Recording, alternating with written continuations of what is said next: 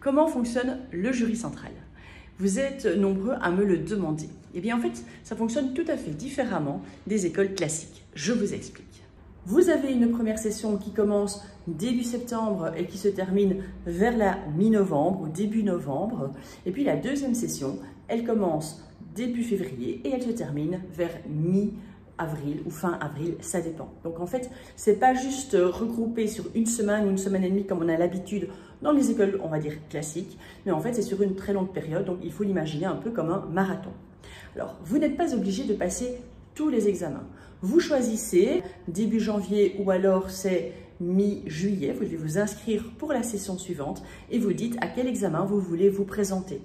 Si vous ne vous présentez pas, vous êtes inscrit à un examen, c'est pas grave, vous avez juste entre guillemets, 0, mais il n'y a pas de conséquences, sauf pour français et pour informatique. Je vous expliquerai après. Alors, quand vous avez validé un examen, vous avez 10 sur 20 en examen, c'est bon, c'est un peu comme au trial poursuite, vous avez votre camembert et il est donc validé pour le reste de votre vie. Si vous ratez un examen, eh bien vous allez pouvoir le repasser autant de fois que vous voulez.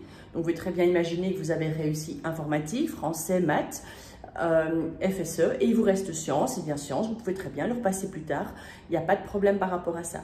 Vous pouvez très bien, c'est vous dire, je commence d'abord par un examen pour un peu voir comment je me sens par rapport aux examens du jury central et s'il est validé, tant mieux, c'est ça en moins pour les sessions suivantes. Comment se passent les examens? En fait, vous allez à Bruxelles, à Liège, parfois à Louvain-la-Neuve et vous passez en fait votre examen dans des grands auditoires ou même parfois dans des halls d'exposition, comme c'est le cas au ESL à Bruxelles par exemple. Et donc vous avez énormément de monde qui passe ces examens en même temps que vous. Ce sont des examens qui sont bien sûr faits par la Fédération Wallonie-Bruxelles. Les écoles privées, qu'est-ce qu'elles font? C'est qu'elles vous drillent avec des simulations, avec des examens précédents, en espérant que ça va ressembler. Mais donc ça c'est le principe. Donc vous devez vous imaginer, vous êtes dans un très grand auditoire avec plein de gens stressés. Et donc, il faut pouvoir s'habituer et visualiser cette situation-là si vous êtes également quelqu'un de stressé à la base. Et vous avez donc des examinateurs, plusieurs examinateurs qui sont là pour surveiller que tout se passe bien, pour répondre à vos questions.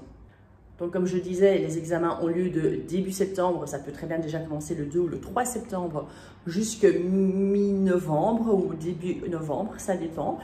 Dans ce cas-là, vous avez vos résultats en décembre et si vous passez la session de début février à mi-avril plus ou moins, eh bien vous avez les résultats fin juin. Donc oui, il y a un certain délai d'attente, c'est pas dit, mais voilà, c'est comme ça. Attention pour l'examen de français et l'examen d'informatique. Vous avez deux parties. Pour français, vous avez une partie expression écrite, c'est une synthèse ou une argumentation. Et puis une partie orale, vous devez avoir lu 3 livres et vous devrez parler d'un de ces livres. Si vous êtes absent à un des deux examens, l'autre est automatiquement annulé, même si vous avez un certificat médical. Ça ne compte pas pour eux. Imaginez donc, vous avez fait l'expression écrite et puis vous êtes malade comme un chien pour l'oral. Si vous n'y allez pas, c'est 0 pour l'expression écrite et vous devez repasser les 2 examens. Donc, je vous conseille vraiment dans ce cas-là, c'est vous prenez tous les médicaments qu'il faut, mais vous allez au moins faire acte de présence. Comme ça, votre premier examen sera validé. En ce qui concerne l'informatique, vous avez également 2 parties. Vous avez une partie théorique et puis vous avez une partie qui est pratique, mais attention, la partie pratique est également un examen écrit. Et vous devez également être présent aux 2 parties pour qu'elles soient validées. Après, vous pouvez très bien rater une des 2 parties. Vous n'aurez que la deuxième à repasser. Supposons que vous ratiez l'expression écrite en français, mais vous réussissez l'oral, et bien vous n'aurez que l'écrit à devoir repasser. Idem en informatique, vous pouvez très bien ne devoir repasser qu'une des 2 parties.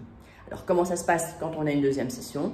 Eh bien, dans ce cas-là, si par exemple, vous avez fait la session de février à avril, eh bien, vous vous inscrivez mi-juillet et vous avez en général un délai de 15 jours pour vous inscrire.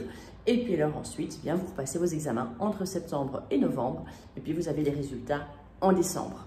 Il faut donc savoir, c'est que par rapport aux inscriptions à l'université, ce n'est pas valable. Par contre, dans les hautes écoles, en général, c'est en suspens le temps. Donc, vous pouvez participer au cours, mais votre inscription ne sera validée que quand vous obtenez la réussite de tous les examens. Voilà, j'espère que j'ai été claire dans l'explication de ce jury central. Donc, comme vous voyez, complètement différent des autres, d'un autre système de fonctionnement plus classique auquel vous êtes habitués. Évidemment, à la Smile School, nous allons vous accompagner dans ces épreuves du jury central, aussi bien en ce qui concerne la méthode de travail, la gestion du temps, la préparation à toutes ces épreuves. On travaille énormément le mindset aussi, puisque c'est sur la durée. Et nous nous occupons de tout l'administratif pour les inscriptions au jury central.